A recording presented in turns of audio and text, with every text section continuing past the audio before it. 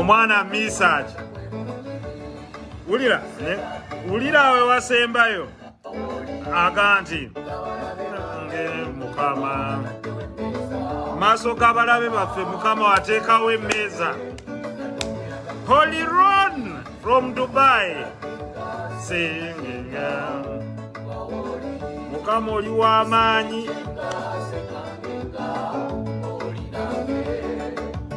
maso gabalabe bange ayallo oli wa buyinza Davesh Lubega Runas Misachi oluyimba lwa Misachi luwuliraawo wate ne mu maaso g'abalabe bange mukama wateekawo emmeeza live from Tororo Kakoza how is Tororo Katonda okuba bantu y'omu ku omu pa okubiri pa okusatu pa kono okuna bad-hearted people mwebale nnyo mwebale enderezesi omutonzi ali waggulu neyanze nsiima katonda wange kona zaani ali kino kyendi zaani ayogera ne bawulira katonda olina amaanyi mu maaso g'abalabe bange mukama wateekawo emmeeza mulumbye basebo ne banyabo muwulirize ebigambo bino kyekindeese muwulirize ebigambo bino abamu ku basajja bye baayogera nga boogera ku ffe be bannaffe be bayita ba political activists wulira I want to listen to those words carefully buli ali kuno I want these words to be played so that every one of you gets the chance.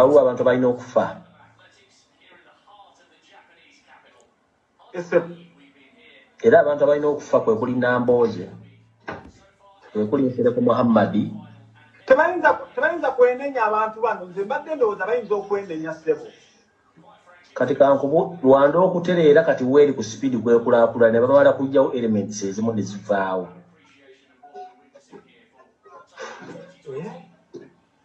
we have 45 million of people of Ugandans right now, but they are suffering because of the cocoon of individuals.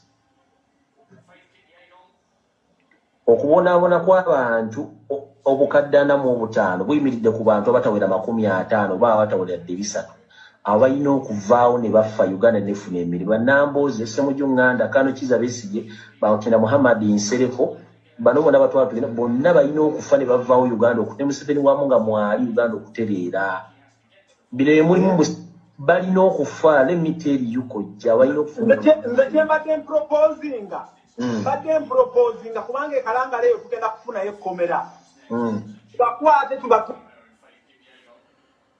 basebo ne banyabo ekindeese olwaleero kwe kubabuulira ebintu ebimu ekisooka abantu baffe abamu bagenda ne boogera ebintu nga balowooza bo babikola ne be babikola nabo ne be babikolako nga balowooza olunaku terugenda kutuuka naye kino kye mbagambye njagala muwulirize what two I think these are goons and I consider them goons. One is one gentleman called I think Sudi Magezi. I think he has a mental problem. Yali ayogera with one gentleman who I don't consider very stupid, but ainamu akategeera, but he doesn't use his brain well. Gwe bayita Lumbuye. Lumbuye Fred ne mujega munono kojja eyita kojja omugezi whom I know as Sudi Magezi yalina kitaawe musajja wa buvunaanyizibwa ne makage yali avaamu ga buvunaanyizibwa era nze saagala obutafaananako bo kwenafu yagenda nga nvumirira maka gaabwe n'abantu gye bava muwulire ebigambo bye baayogera bano bannaffe abamu be bayise mbu ba political activists n'okufa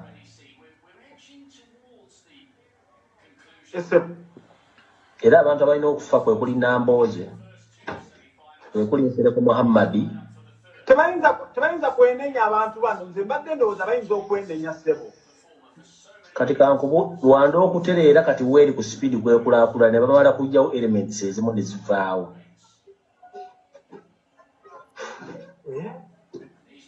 we are 45 million of people of Ugandans right now, but they are suffering because of the cocoon of individuals. Okubonaabona kw'abantu obukaddana mu obutaano buyimiridde ku bantu abatawera 50 oba abatawera 300 abalina okuvaawo ne baffa Uganda nefuna emirimu. Bannambooze, Ssemujju Nganda, Kano Kiza Besigye, Bamutina Muhammad Nsereko, bano bonna batwala tugenda bonna balina okufa ne bavaawo Uganda okute Museveni wamu nga mwali Uganda okutereera. Bino bye mulimu balina oku. Now, these thugs, and I want to be very clear in my language, these goons and thugs, who others want to consider some hypocrites, some bigots who have been promoting hate speech, some hooligans who have been promoting destruction. Bagikozesanga campaign that on their way to build their own political muscle, they should destroy others, their families and friends. Now, this thug who is been incarcerated in Turkey, Gobaita Lumbuye, he's a goon, he's a thug, and I'll repeat it 1,000,000 times. Bazimba cocoon of bigots who are going around using social media to preach hate speech and incite others against others is unacceptable. So, for those political hypocrites who are running around mbagenda ku embassies zensi nezimu okuzigamba nti this thug who calls for the death and murder of other people, nti this is a political activist, human rights political activists, my foot.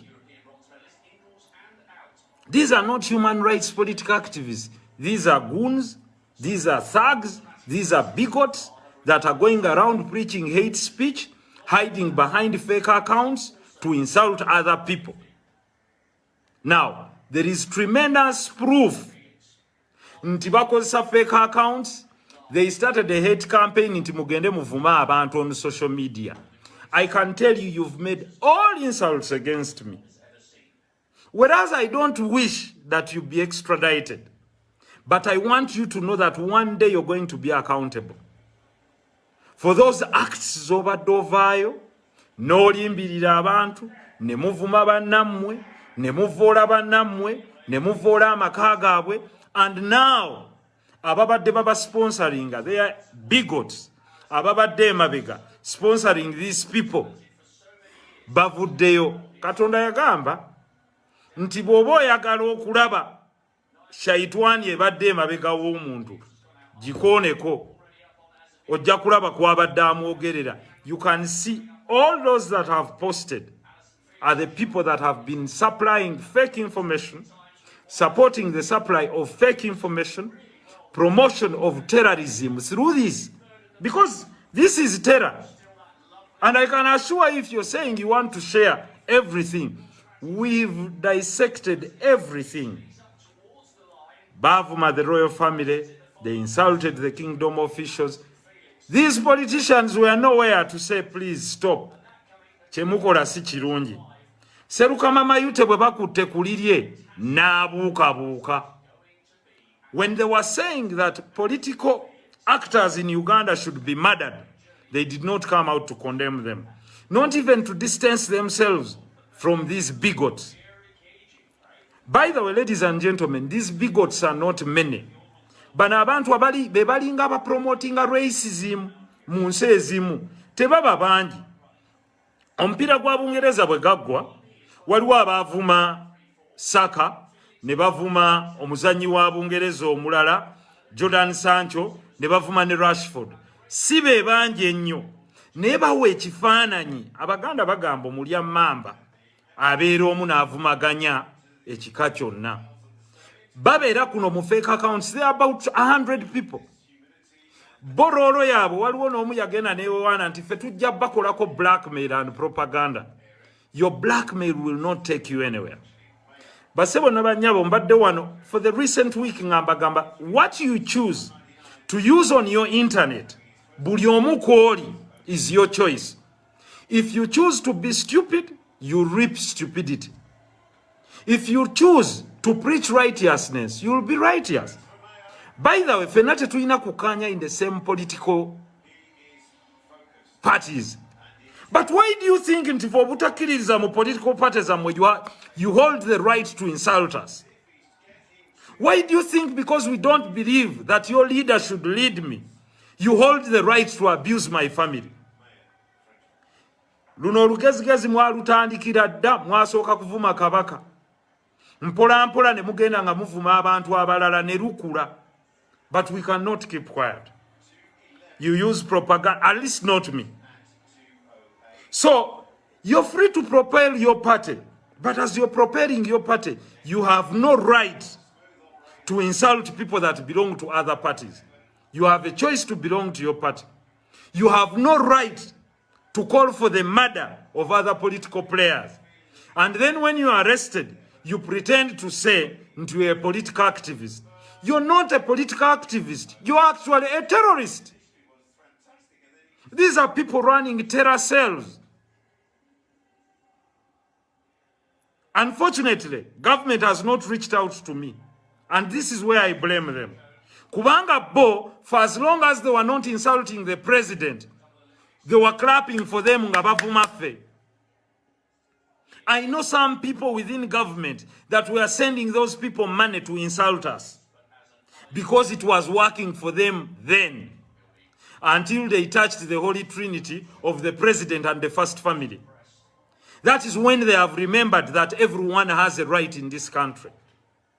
However, in a country of right-thinking members, no one holds the right of publishing false information, whether by utterances or by writing against the other. Of course, there are some lawyers internationally who wanted to lock up some people. For me, I didn't take it. In the United Kingdom, where I studied law, some told me these bigots can, because that is not acceptable in this country. But you see, touting wrong information, information by information, wronghood and falsehood against people is not acceptable. Now, there are two things I don't agree with. One is extraditing. Such a criminal, even if you don't extradite him, he'll run out of content.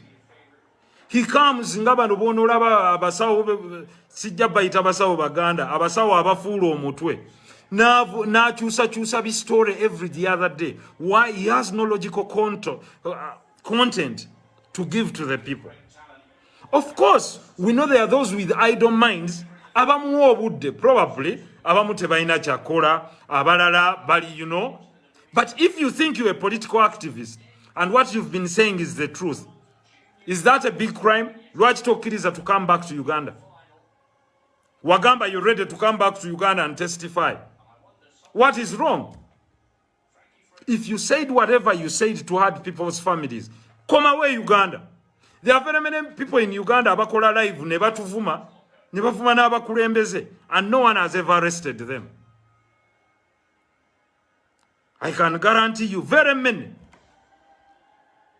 I hear there is even one thing there, one funny thing. You are going to have down, but that's okay. He's a young man probably looking for attention. That's okay for leadership. But why do you hide under the issue in Agenda Kufuna asylum? You go to countries to seek asylum and call for the murder of other political actors? And someone has the courtesy in Floya Parliament to say some political activists has hell, no. The bad things bad day, but I'll attend tomorrow. I'm ready to bring a motion with proof on the floor of Parliament against these political bigots. Spreading hate speech, thinking they will come and insult people using fake accounts. No way. These losers byekola mu fane accounts. Mugende kati mubikono, mugende kati mukole kino. Kati mwabika president inti yafa. What benefits do you have? And someone with the sane mind, navayo naganti, oyo humanitarian activists, political activists. Nonsense. Such people with shallow brains. Ababadeba promoting these bigots to spread false information that people poison, people that falsehoods. Just because they want to raise their hero. Yes, bobo ineri mbeje bingo yagala diperereza. Diogereke ebirungi, you don't have to insult the others. But they believe when they insult us to Jakuvaku, Facebook and social media, you're jokers. You're jokers. Because Bobaloza, they have a superior right. They have superiority. They can come out and insult people from other tribes. They can insult people from other religions. They can insult, and you would hear that bigot, the way he insulted Cyprian, the late Cyprian, that bigot. Go and pick his videos. When Cyprian, the late Cyprian, went to meet the president, the way that bigot talked about the late Cyprian Chizito Rwanga, you can imagine he has no morals. He's a total criminal. And those very same people, we are going there to save him and get his freedom. We are not there speaking for the late Cyprian Rwanga. When those thugs and goons were insulting him, when they insulted his dead body, Kabaka bamuvuma, those goons, babadde bavuma nabagereka every now and then. The videos are there, and we've stored all information. Insulting the royal family, insulting the children, insulting Wasaj, insulting everyone. And their backers, olwaleero kasitana mu abantu ababadde balowooza, you've seen their backers. You've seen their backers. Now they are coming out to call them political activists. These idiots that have been preaching sectarianism, that have been preaching genocide,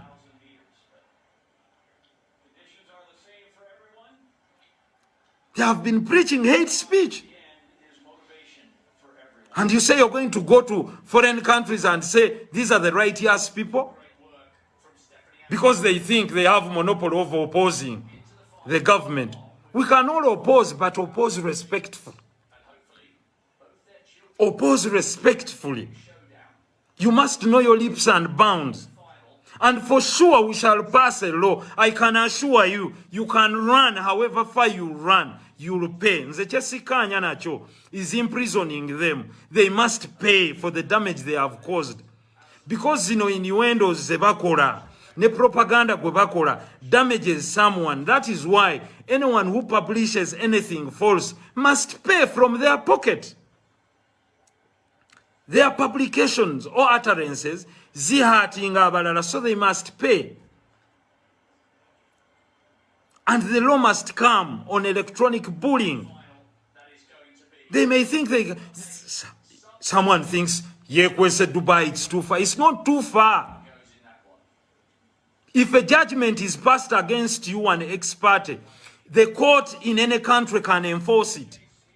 And that's what they forget. I can sue you, Neboba Toriwano, and the courts enforce the judgment against you. Jolly. They don't want to think. So these thugs hide behind the computers to think they'll intimidate people. No way. We are unintimidatable. Rubbish. What has he done for the country? Just sitting behind Kasaruni Katuram, that fugitive who ran to Turkey. Funny fugitive ran to Turkey is a fugitive. If he knew he had gone to Turkey in 2016, why didn't he seek asylum in 2016? What way are you? Everyone knew about money exchange, money changer. No. Don't think everyone is going to be bullied and everyone is going to be intimidated. There must be leaps and bounds. I have the right to kusonyiwa ng'omuntu, but you have no right to go and insult people's families.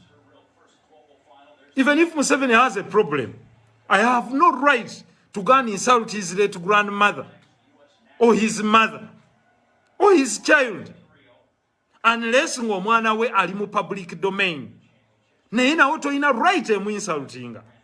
Go into a logical argument omugaye kino kye wakoze kikyamu. Kino kye wagambye kituufu. You come and insult Nabagereka nga bw'oyagala. Mb'ojagala nnyo Kabaka nga bw'ovuma mukyala we. Omanyi njagala obwakabaka ng'okeera n'ovuma mukyala we. N'ovuma abaana be.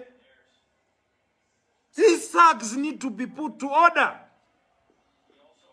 They are pretenders, are hiding behind the wolf's sheep. And now you've known their backers.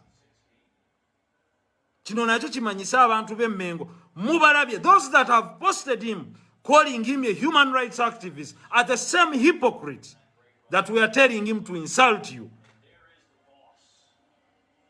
They have been behind all these insults because the beneficiaries of these insults were them. You have the right to belong to your party, even if it's Snoop or FDC or DP. You have no right to insult me for not belonging to your party. You have no right to belittle anyone for not thinking the way you think.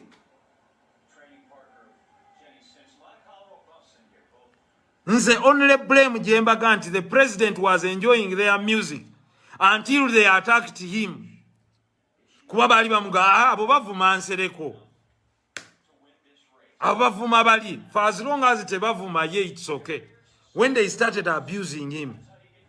But you should see, the justice we should be calling for is that whenever someone insults the other, they must pay a price for insulting the other. And for miscreantism, imprisonment, no, we should fine them.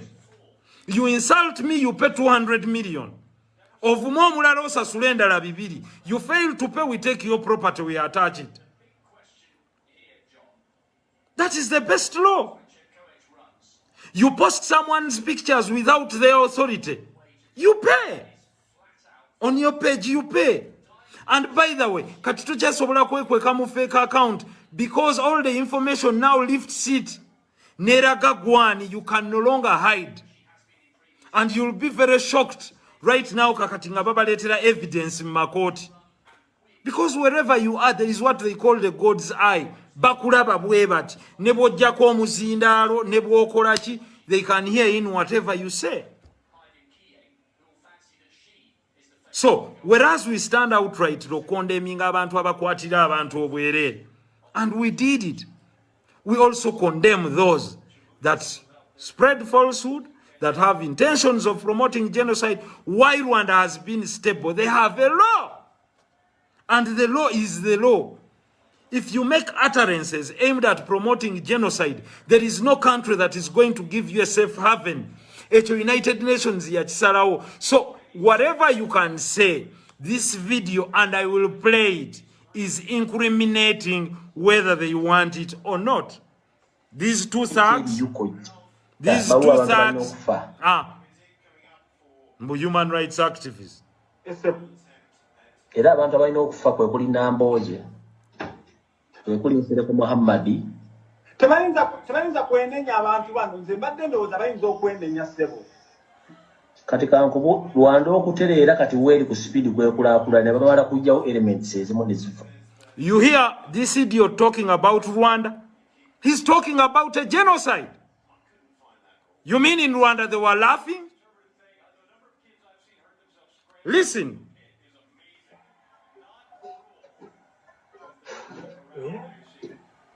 We have 45 million of people of Ugandans right now, but they are suffering because of the cocoon of individuals. Okubonaabona kw'abantu obukaddana mu obutaano buyimiridde ku bantu abatawera 50 oba abatawera 300 abalina okuvaawo ne bafa Uganda nefuna emirimu. Nambooze Ssemujju Nganda Kano Kiza Besigye Bamutina Muhammad Nsereko bano bona batwala tugenda bonna balina okufa ne bavaawo Uganda okute Museveni wamu nga mwali Uganda okutereera. That's terrorism. That is terrorism. And the goon comes out and says, and his hypocritical backers, that this is a political activist. Shame on you. Shame on you. Walio Mwekweka, every now and then, they were hiding away. And this is what he said. These are his words. These are not my words. So, abantu bali kuno baga nti musonyiwe. What had debate numbers done to this school? Tebayinza kwenenya abantu bano nze mbadde ndowooza bayinza okwenenya ssebo. They said these things in 2019 and they thought the records would not be there. We have even a lot of their communications about Debakora. And by the way, we decided to keep quiet, some of us, because we don't have time for this.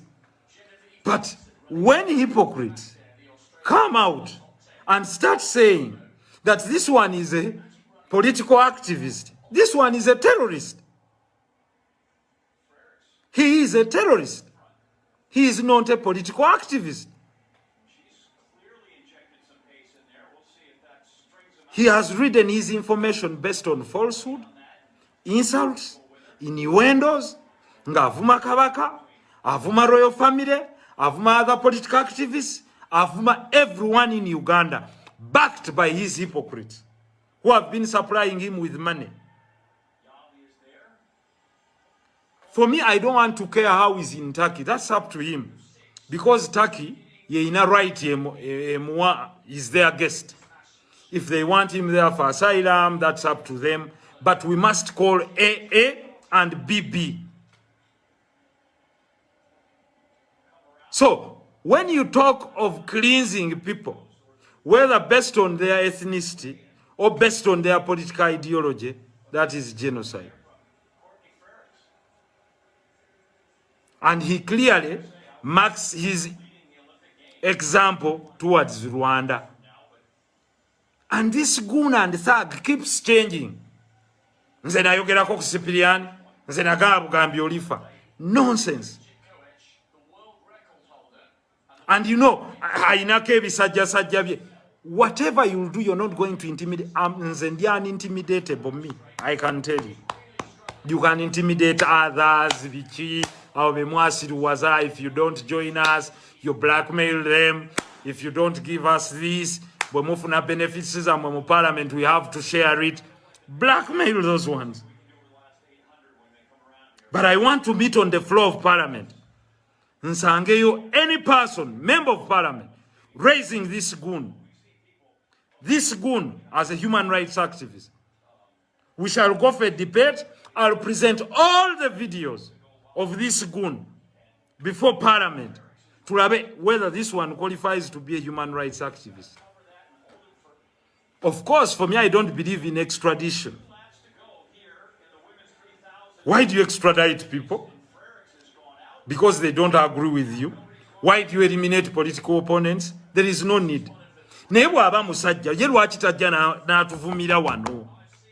We bali banja abatuvuma and nothing happens to me. Onaga nti Muganda muno. Nonsense. Muganda munange ye yali atuvuma nga ffe tuli baki. Look at this one.